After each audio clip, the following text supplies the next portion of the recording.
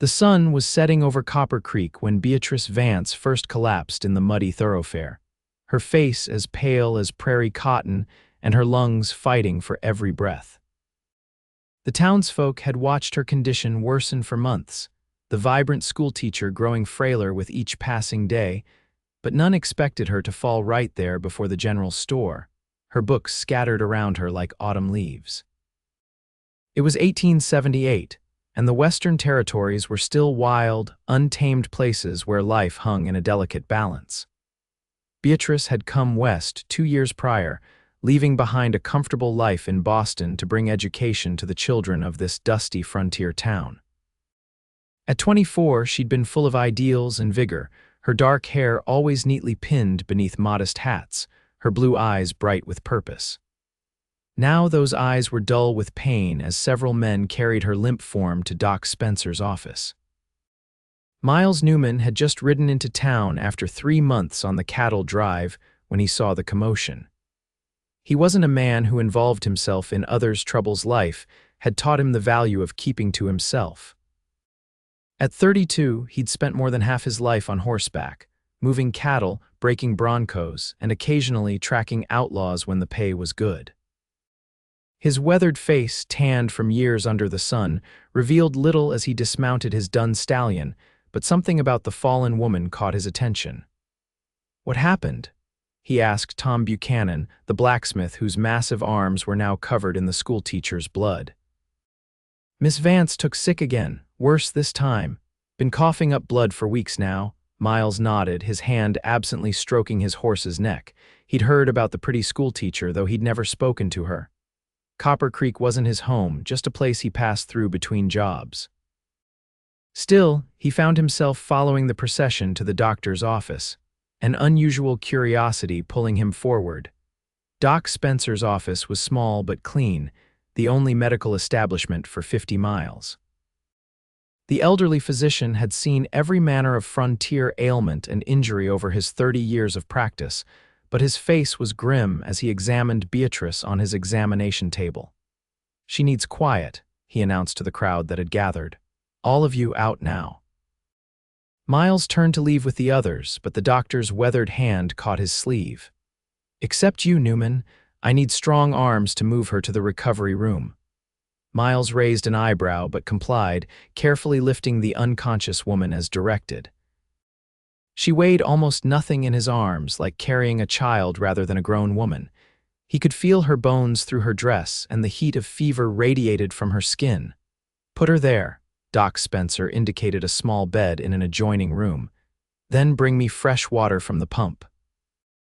When Miles returned with the water, the doctor was listening to Beatrice's chest with his stethoscope, his expression growing more troubled by the moment. The schoolteacher's eyes had opened, unfocused and bright with fever. "Doc," she whispered, her voice barely audible, "how bad is it this time?" Spencer patted her hand, but Miles could read the truth in the old man's face before he spoke. "Rest now, Miss Vance. We'll discuss it when you're stronger." But Beatrice's gaze sharpened, determination cutting through the haze of illness. "Tell me truly." "I've known for months something was terribly wrong." The doctor sighed, glancing briefly at Miles as if considering asking him to leave, then apparently deciding it didn't matter. "It's consumption, Miss Vance. Advanced. I've been hoping the dry air out here might help, as it does for some, but—" His voice trailed off. Miles knew about consumption tuberculosis, as the Eastern doctors called it. He'd seen cowboys waste away from it, had watched the blood-speckled handkerchiefs, and heard the racking midnight coughs. Few survived once it took hold. How long? Beatrice asked, her voice steady despite everything. "Perhaps a few months. I can give you laudanum for the pain, but—" The doctor's professional facade cracked, revealing genuine sorrow. "I'm sorry, my dear. Medical science has no cure. It's hopeless." Something fierce and unexpected flared in Miles' chest at those words. Before he could stop himself, he stepped forward, drawing both their gazes. "Then hope will live in me for you," he said, surprising even himself with the declaration. "If medicine can't provide it, I will." Doc Spencer's eyebrows shot up, and Beatrice's fever-bright eyes fixed on Miles' face with confusion. He wasn't sure where the words had come from or what he meant by them exactly, but something about this woman's quiet dignity in the face of her death sentence had awakened something long dormant in him. "And who might you be, sir?" Beatrice asked, her voice weak but proper, ever the schoolteacher. Miles removed his hat, suddenly aware of his dusty appearance after months on the trail. "Miles Newman, madam, just a cowboy passing through." "Well, Mr. Newman," she said with the ghost of a smile, "that's a lovely sentiment, but I don't believe hope works that way." "Perhaps not," he conceded, "but I've seen strange things on the frontier, men given up for dead who survived, wounds that should have killed but didn't. Sometimes will is stronger than science." Doc Spencer cleared his throat. "Miss Vance needs rest, Mr. Newman. Your optimism is appreciated, but this is a medical matter." Miles nodded and stepped back, replacing his hat. "Of course, my apologies." He turned to leave but hesitated at the door. "I'll be in town for a spell, Doc. If you need any help with Miss Vance or anything else, I'm at the boarding house." The doctor nodded distractedly, already turning his attention back to his patient. Miles took one last look at Beatrice Vance, at her thin face framed by dark hair now damp with sweat, at the gentle curve of her profile as she closed her eyes, and felt something shift inside him.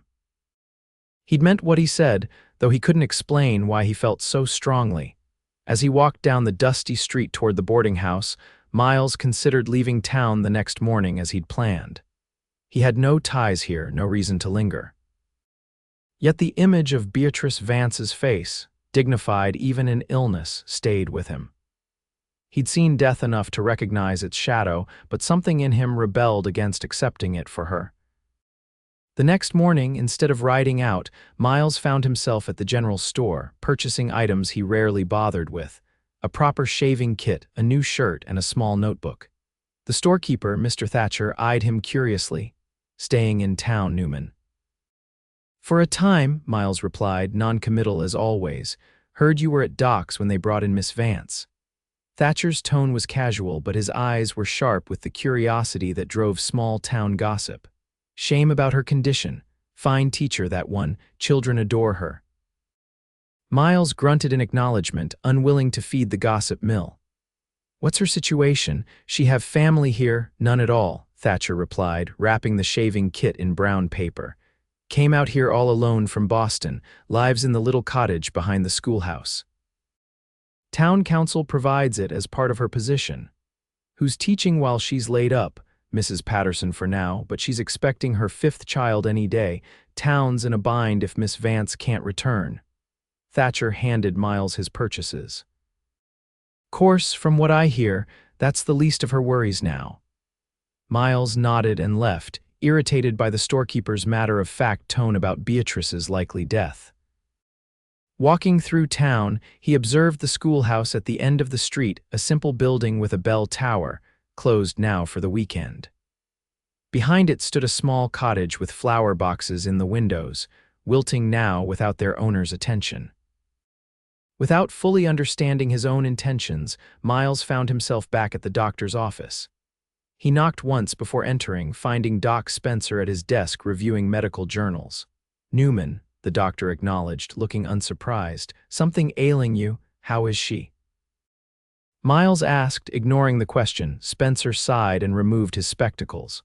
"Holding her own for now. The bleeding has stopped temporarily, but the fever remains."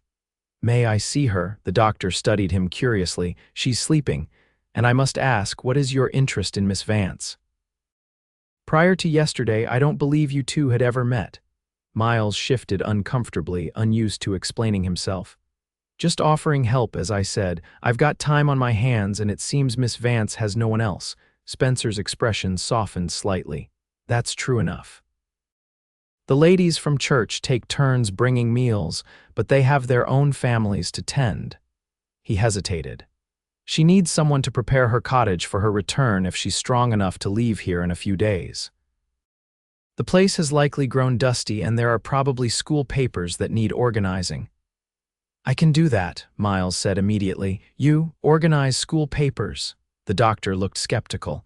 "I can read and write, Doc. Didn't always ride the range." Miles kept his tone even, though the assumption rankled.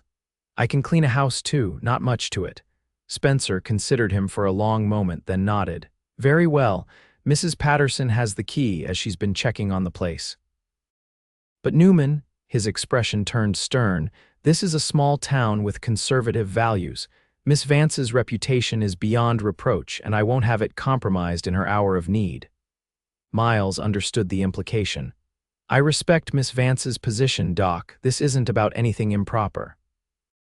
See that it stays that way, Spencer replied, though his tone had softened. You can look in on her before you go, but don't wake her if she's sleeping. The rest is the only medicine I can truly offer her now. Miles nodded and quietly entered the recovery room. Beatrice lay still on the bed, her breathing shallow but regular. In daylight, he could better see the toll the disease had taken. Her cheekbones stood out sharply in her thin face, and dark circles shadowed her closed eyes. Yet there remained something beautiful in her features, a delicacy that illness couldn't erase. He stood awkwardly for a moment, feeling foolish for coming. What had he expected? That she would wake and they would converse like old friends, that his mere presence would somehow help her condition. He turned to leave when her voice, weak but clear, stopped him. Mr. Newman, you returned. Miles turned back to find her eyes open, regarding him with curiosity. Miss Vance, I didn't mean to disturb your rest. You didn't, I was merely dozing. She attempted to sit up but winced with the effort. Miles stepped forward instinctively. Let me help you. With careful movements, he adjusted her pillows so she could sit more comfortably. Thank you. She studied him with surprising intensity given her weakened state. I've been thinking about what you said yesterday. I said a lot of things, Miles replied, uncomfortable under her scrutiny, about hope living in you for me. Her direct gaze held his. It was a poetic sentiment from a cowboy. A hint of a smile touched Miles' lips. We're not all as unlettered as we appear, Miss Vance. Clearly not. She paused to catch her breath, the brief conversation already taxing her strength. But I'm curious why a stranger would offer such a thing to someone he doesn't know. Miles considered his answer carefully. I've seen too many people give up when the odds turned against them. Sometimes all that's needed is one person who refuses to accept defeat. And you've appointed yourself that person for me. There was no mockery in her tone, only genuine curiosity. If you'll allow it, he replied simply. Beatrice was quiet for a long moment, her breathing labored even in silence. Finally, she spoke. I've spent my life being practical, Mr. Newman. I came west knowing the hardships, prepared for the loneliness and primitive conditions. I've faced each challenge with rational solutions. Her voice grew softer. But there is no rational solution for what ails me now. Perhaps it's time I tried something impractical, like accepting hope from a stranger, precisely that. She extended her hand, pale and thin but steady. I'm Beatrice Vance, Mr. Newman. If we're to share hope, we should properly introduce ourselves. Miles took her hand gently. Miles Newman, pleased to make your acquaintance, Miss Vance. Their hands remained joined a moment longer than propriety strictly dictated, and something passed between them, an understanding, an alliance against the shadow that hung over her. Doc Spencer says you might return to your cottage in a few days, Miles said, releasing her hand. I've offered to get it ready for you. Surprise flashed across her features. That's very kind but unnecessary. I'm sure Mrs. Patterson is about to have a baby, Miles finished for her. The town's been good to help, but they have their own concerns. And you don't. Beatrice asked perceptively. Miles shrugged. I'm between jobs. My time is my own. She studied him again, as if trying to solve a puzzle. Why are you doing this, truly? It was a fair question, one Miles had asked himself repeatedly since yesterday. The answer came to him with surprising clarity. Because no one should face the hard trails alone, not even schoolteachers who think they can manage everything by themselves. A small smile touched Beatrice's lips, the first real smile he'd seen from her, and it transformed her face despite the illness. Very well, Mr. Newman, I accept your help and your hope. Good, he said simply. Now rest like the doctor ordered. I'll see to your cottage. As Miles left the doctor's office, he felt lighter somehow, as if by taking on a share of Beatrice's burden, he'd released one of his own. He'd spent years drifting, avoiding attachments, keeping his promises few so they could always be kept. This new promise to be hope for a dying woman was foolhardy at best. Yet it felt right in a way few things had in his nomadic life. Mrs. Patterson, a cheerful woman despite her advanced pregnancy, was delighted to hand over the cottage key. "It's so good of you to help Miss Vance," she said, resting a hand on her swollen belly. "She's such a dear soul, always thinking of others. I've been beside myself with worry for her." "Has she been ill long?" Miles asked as they walked toward the cottage. "She had a cough all winter that never quite went away. We all noticed she was getting thinner, but she insisted it was nothing serious." Mrs. Patterson shook her head sadly. By spring, she couldn't hide it anymore. Some days she could barely make it through lessons without coughing fits. They reached the cottage, a tidy structure that looked smaller up close than it had from a distance. Mrs. Patterson unlocked the door and handed Miles the key. "I've been airing it out when I can, but with the baby coming." She patted her stomach apologetically. "You've done plenty," Miles assured her. "I'll take it from here." After Mrs. Patterson left, Miles stood alone in Beatrice's home, suddenly aware of the intimacy of the situation. This was her private space, filled with her belongings, her life. He felt like an intruder despite having permission to be there. The cottage was modestly furnished but comfortable. Bookshelves lined one wall, filled with volumes both practical and literary. The kitchen was small but organized, with dried herbs hanging from the ceiling and a cast iron stove in the corner. A desk by the window was covered with student papers and lesson plans, evidence of Beatrice's dedication to her pupils. Miles moved around carefully, disturbing as little as possible while he cleaned. He swept the floors, dusted the furniture, and opened windows to let in fresh air. In the small bedroom, he hesitated before entering, then efficiently changed the bed linens with fresh ones he found in a chest. As he worked, he found himself learning about Beatrice through her possessions. The books revealed a mind that valued both knowledge and beauty. Practical teaching manuals sat alongside poetry collections and novels. A small collection of pressed wildflowers suggested an appreciation for nature's details. Letters tied with ribbons spoke of connections maintained despite distance. On her bedside table sat a daguerreotype of an older couple parents, perhaps, and beside it, a worn Bible. Miles picked up the Bible carefully, noticing marked passages and notes in the margins written in a neat, precise hand. This was a woman of faith, though not in a showy way. By late afternoon, the cottage was clean and ready for Beatrice's return. Miles had even managed to revive the neglected flowers in the window boxes with careful watering. As a final touch, he picked a bouquet of wildflowers from the meadow behind the schoolhouse and placed them in a jar on the table. Looking around at his work, Miles felt an unfamiliar satisfaction. He'd created something here, not the cottage itself, but a welcoming space for Beatrice's return. Whether it would bring her comfort in her remaining days or somehow contribute to an unlikely recovery, he couldn't say. But it was something tangible, a manifestation of the hope he'd promised her. The next few days fell into a pattern. Miles would visit Beatrice at the doctor's office in the morning, sometimes reading to her from books he'd borrowed from her cottage, sometimes just sitting quietly while she slept.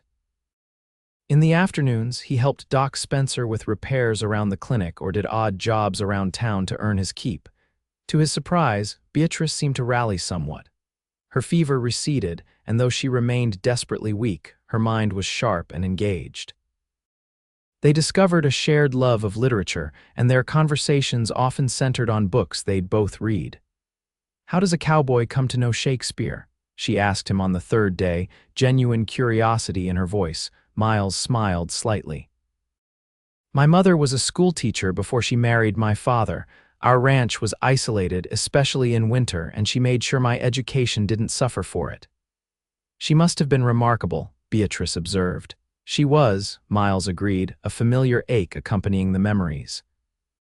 "Died when I was 14, influenza." "I'm sorry," Beatrice said softly. "And your father?" Followed 3 years later. "Horse threw him into a ravine." Miles delivered the information matter-of-factly, the pain long since dulled by time. So you've been alone since 17, Beatrice mused. That explains much about you, Mr. Newman. Miles raised an eyebrow. Does it now? And what exactly does it explain? A smile touched her pale lips. Why you're so comfortable with solitude, why you speak little but observe much, why you can move through the world unattached. You've been studying me, Miss Vance, Miles said, not displeased by the notion. Teachers are observers by nature, she replied, and I've had little else to occupy me here. On the fourth day, Doc Spencer declared Beatrice strong enough to return to her cottage, though he made it clear the improvement was temporary, a plateau rather than a recovery. You understand this doesn't change the prognosis, he told her gently, with a pointed glance at Miles. The disease is still progressing. I understand, Doctor, Beatrice replied with dignity, but I'd rather spend whatever time I have in my own home than as an invalid here. The move was accomplished with minimal fuss. Miles carried Beatrice the short distance from the doctor's office to her cottage, acutely aware of her fragility in his arms. She weighed even less than she had the first time he'd carried her, and the thought troubled him deeply. When he set her down in her sitting room, Beatrice looked around with evident pleasure. You've taken excellent care of my home, Mr. Newman. It's never looked better. Wasn't much to it, he said modestly, just needed a bit of attention. Beatrice's eyes found the wildflowers on the table, and her expression softened further. The flowers are a lovely touch, thank you. For the next week, Miles spent his days helping Beatrice maintain her household and her strength. He chopped wood for her stove, prepared simple meals that she might find appetizing, and continued their literary discussions that seemed to invigorate her mind even as her body weakened. News spread through town that the schoolteacher had returned home, and visitors came regularly, former students with hand-picked flowers, parents with baked goods, fellow teachers with books and conversation. Miles made himself scarce during these visits, not wanting to intrude or raise eyebrows about his presence. Yet he couldn't help noticing how the visitors' faces changed when they saw Beatrice, the shock quickly hidden, the forced smiles that didn't reach concerned eyes. Each day, despite Miles' care and attention, she grew visibly weaker. The coughing fits returned with increasing frequency, often bringing blood with them. One evening, after a particularly difficult day, Miles found Beatrice sitting by her window, gazing at the sunset with tears on her cheeks. He hesitated in the doorway, unsure whether to intrude on her private grief. You can come in, Miles, she said without turning. They had graduated to first names in the privacy of the cottage, though they maintained formality in public. I'm just having a moment of self-pity. It will pass. Miles entered and sat across from her. You're entitled to more than a moment, I'd say. She wiped her cheeks and attempted a smile. It's not the dying that upsets me today, it's all the living I won't do. Her gaze returned to the sunset. I'll never see Europe, never have children. Never grow old with someone who loves me. Miles felt her words like a physical blow. He'd been focusing so intently on keeping her comfortable day to day that he sometimes managed to forget the larger truth that Beatrice was not just ill but dying, that all their conversations and shared moments existed in the shadow of an approaching end. I'm sorry, he said, the words wholly inadequate. Don't be, she replied, reaching across to touch his hand briefly. You've given me something precious, Miles, your company, your care, She hesitated. Your hope. These past days have been a gift I never expected. Miles swallowed against a sudden tightness in his throat. Beatrice, she shook her head, cutting him off. Let's not speak of serious things tonight. Would you read to me instead? Something beautiful. He nodded and selected one of her poetry books, reading until she fell asleep in her chair, her face peaceful in repose. Miles carried her to bed, tucking the blankets around her thin form with a tenderness that surprised even himself. As he watched her sleeping, Miles confronted the truth he'd been avoiding. He was falling in love with Beatrice Vance. The realization was both wonderful and terrible. Wonderful to discover such feelings still existed within him after years of emotional solitude. Terrible to find them directed toward a woman marked for death. What cruel twist of fate had brought him to Copper Creek at precisely this moment? Had he ridden in a week earlier, he might have known Beatrice in better health. A month later, and he would have missed her entirely, perhaps hearing only that the town's schoolteacher had passed away from consumption. Instead, here he was, witnessing her slow decline, powerless to stop it despite his bold words about holding hope for her. What good was hope against the relentless progression of disease?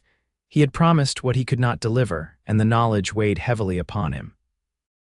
The next morning, Miles was splitting wood behind the cottage when Doc Spencer arrived for his daily check on Beatrice. Miles continued his work, giving them privacy for the examination, but paused when the doctor emerged looking graver than usual. "How is she?" Miles asked, setting down his axe. Spencer sighed heavily. "Failing, I'm afraid. The temporary rally we saw is over. The disease is advancing rapidly now." Miles felt cold despite the warm morning. "How long? Days, perhaps, a week at most." The doctor studied Miles' face. "You've grown attached to her." It wasn't a question, but Miles answered anyway. "Yes, I thought as much." Spencer's expression was sympathetic but concerned. "Newman, I've seen the way you care for her. It's admirable but inappropriate." Miles supplied a defensive edge to his voice. "No, not that."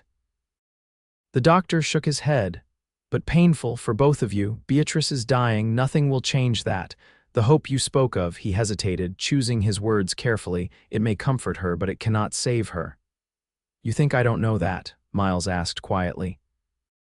"I think you're fighting it," Spencer replied.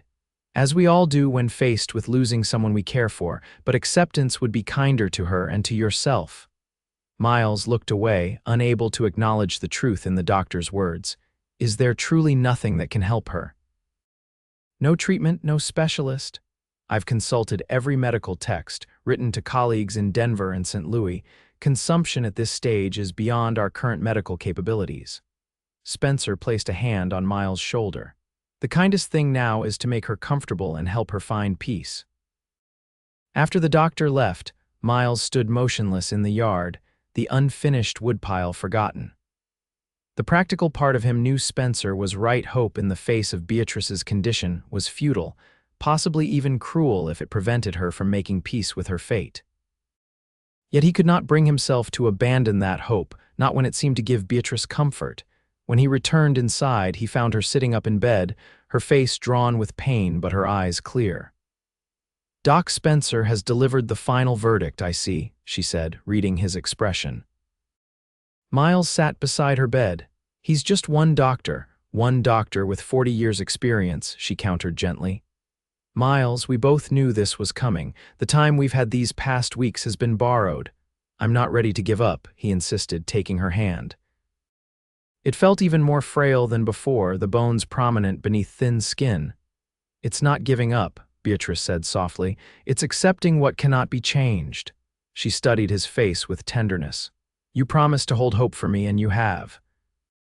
That hope has given me beautiful days I might otherwise have spent in despair, but now I need something else from you." "Anything," he promised immediately. "Help me put my affairs in order. There's not much, but I want to leave things properly arranged." Her voice was steady, practical as always despite the subject matter. "And when the time comes, I don't want to be alone." Miles felt his throat constrict with emotion. "You won't be." True to his word, Miles helped Beatrice with her final arrangements over the next 2 days. They went through her belongings, with Beatrice dictating letters indicating which items should go to which people, books to former students, her mother's silverware to Mrs. Patterson, teaching materials to whoever would replace her at the school. The task was somber but not morbid. Beatrice approached it with the same methodical care she'd given her lesson plans. By the 3rd day, she was too weak to leave her bed at all. The coughing fits came more frequently, and the laudanum Doc Spencer provided barely touched her pain. Still, in the brief periods of lucidity between doses, Beatrice insisted on finishing her preparations. "There's one more thing," she told Miles during a clear moment late in the afternoon. "In my desk, the bottom drawer, there's a journal. Would you bring it to me?" Miles found the leather-bound book where she described, bringing it to her bedside. Beatrice took it with trembling hands. "This contains my private thoughts about my life, my journey west, my time teaching here." She stroked the cover gently. And more recently about you, Miles Newman. Miles felt his heart constrict. Beatrice, let me finish, she said with gentle firmness. I want you to have this after I'm gone, not right away, but someday when the memory doesn't hurt so much. She pressed the journal into his hands. You've given me a gift these past weeks. You've shown me that even in dying there can be living, that even in hopelessness there can be hope. I want you to remember that I was more than just a woman who died. I lived, Miles, and in these final days I lived well because of you. Miles took the journal, unable to speak past the emotion choking him. Instead, he leaned forward and placed a gentle kiss on her forehead, conveying what words could not. That night, Beatrice's condition deteriorated rapidly. Her breathing grew labored, and fever returned with a vengeance. Miles sent for Doc Spencer, who came immediately but could offer nothing beyond increased laudanum for comfort. It won't be long now, the doctor said quietly as Beatrice drifted in and out of consciousness. Hours, perhaps. Would you like me to stay? Miles shook his head. I promised her she wouldn't be alone. I'll send for you if needed.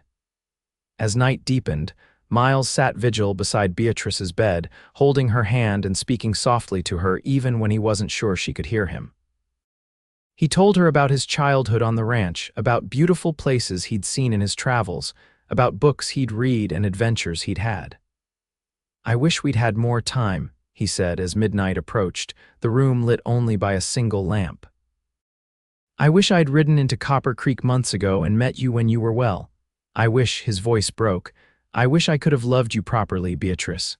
Not like this, not with death between us, but fully with a life ahead of us. To his surprise, Beatrice's eyes opened, clearer than they'd been all evening. You do love me then, she whispered. Miles nodded, past denying it. I do, God help me, I do. A smile touched her lips. Then I die richer than I lived, Miles Newman, for I love you too, impossible as that may be. The confession hung in the air between them, beautiful and heartbreaking in its timing. Miles leaned forward and with infinite gentleness pressed his lips to hers in their first and only kiss. It was brief, chaste, but held all the emotion of a deeper connection, a lifetime of feeling compressed into one moment. When he pulled away, Beatrice's eyes remained closed, but the smile lingered on her face. Her breathing had grown more labored, each inhalation a visible struggle. Rest now, Miles told her softly. I'm here, I won't leave you. Through the long night, Miles maintained his vigil as Beatrice's life ebbed away. He bathed her forehead when fever burned, held her through coughing fits that brought blood to her lips, and whispered reassurances when fear flickered across her face. As dawn approached, her breathing grew shallower, the pauses between breaths lengthening ominously. Just as the first light of morning touched the window, Beatrice opened her eyes one final time. Miles, she whispered, so faintly he had to lean close to hear. Thank you for the hope. Her final breath escaped as a sigh, and then she was still, her face peaceful in the gentle morning light. Miles sat unmoving beside her, still holding her hand as it grew cool in his grasp, unwilling to break the connection even as he acknowledged she was gone. The grief that washed over him was unlike any he'd known before, not the dull ache of his parents' deaths, distanced by time and youth, but an immediate, searing pain that threatened to consume him. He had known her such a short time, yet Beatrice had awakened parts of him long dormant, had shown him the man he could be rather than the drifter he had become. Later that morning, after Doc Spencer had come and gone, after the undertaker had taken Beatrice's body to prepare for burial, Miles sat alone in her cottage, surrounded by the belongings she had so carefully sorted and assigned. The journal she had given him sat untouched on the table. He couldn't bear to read it yet, to hear her voice in his mind when the reality of her absence was still so raw. The funeral was held 2 days later, attended by nearly everyone in Copper Creek. Miles stood at the back of the crowd, hat in hand, listening as the preacher spoke of Beatrice's dedication to her students, her gentle spirit, her courage in the face of illness. Former pupils placed flowers on her casket, and several women wept openly. Miles remained dry-eyed, his grief too deep for tears. After the service, as people dispersed, Doc Spencer approached him. "What will you do now, Newman?" Miles had been asking himself the same question. The cattle drive that had brought him to Copper Creek was long gone. There was nothing keeping him here, yet the thought of riding away, of leaving Beatrice behind, felt impossible. "I don't know," he admitted. Spencer studied him thoughtfully. "The school board is meeting tomorrow to discuss finding a permanent replacement for Miss Vance. They've had little luck with advertisements back east. Seems few qualified teachers want to risk the frontier." Miles nodded, uncertain why the doctor was telling him this. "You mentioned once that your mother was a teacher," Spencer continued, "that you had some education yourself." Understanding dawned. "You can't be suggesting why not. You've shown yourself to be literate, responsible, and good with organization. The children need someone, and temporary arrangements can't continue indefinitely." "I'm a cowboy, Doc, a drifter, not a schoolteacher." "You were a cowboy," Spencer corrected. "What you become next is up to you." He placed a hand on Miles' shoulder. "Just consider it. The position comes with the cottage, as you know, might be a way to honor her memory." After Spencer left, Miles stood at Beatrice's grave long after the other mourners had gone. The idea the doctor had planted seemed simultaneously absurd and strangely fitting. Him teaching children, the notion should have sent him riding for the hills. Yet something about it resonated, a chance to continue what Beatrice had started, to use the education his mother had insisted upon, to put down roots after a lifetime of wandering. That evening, Miles finally opened Beatrice's journal, steeling himself for the pain of hearing her voice again through her written words. The early entries detailed her journey west, her first impressions of Copper Creek, her challenges in establishing the school. He read of her gradual awareness of illness, her fear as symptoms worsened, her determination to continue teaching as long as possible. Then came the entry from the day she had collapsed in the street. "Today I believed I would die alone." The doctor's words, hopeless, echoed in my mind like a death knell. Then a stranger spoke, a weathered man with kind eyes who offered to hold hope for me when I had none for myself. "Hope will live in me for you," he said. Such a curious thing to say, yet it touched me deeply. Who is this Miles Newman, and why would he extend such a promise to someone he doesn't know? Perhaps it doesn't matter. In this moment between life and death, I find myself grateful for any kindness, any connection, however brief it might be. As Miles continued reading, he followed Beatrice's thoughts as their relationship deepened, her surprise at their compatibility, her appreciation for his care, and eventually, her realization that she was falling in love with him even as her life was ending. Her final entry, dated just 3 days before her death, brought tears to his eyes at last. I know now what Miles meant that first day. Hope isn't about expecting miracles or denying reality. It's about finding meaning and joy even when the future is limited.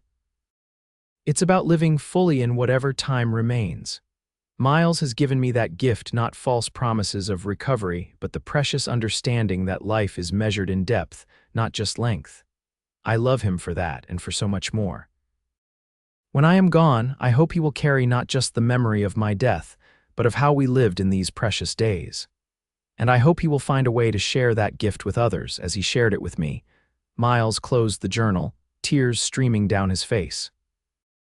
In her final days, Beatrice had understood something that had eluded him until now, that the hope he'd promised wasn't about changing her fate, but about changing how she experienced the time she had left.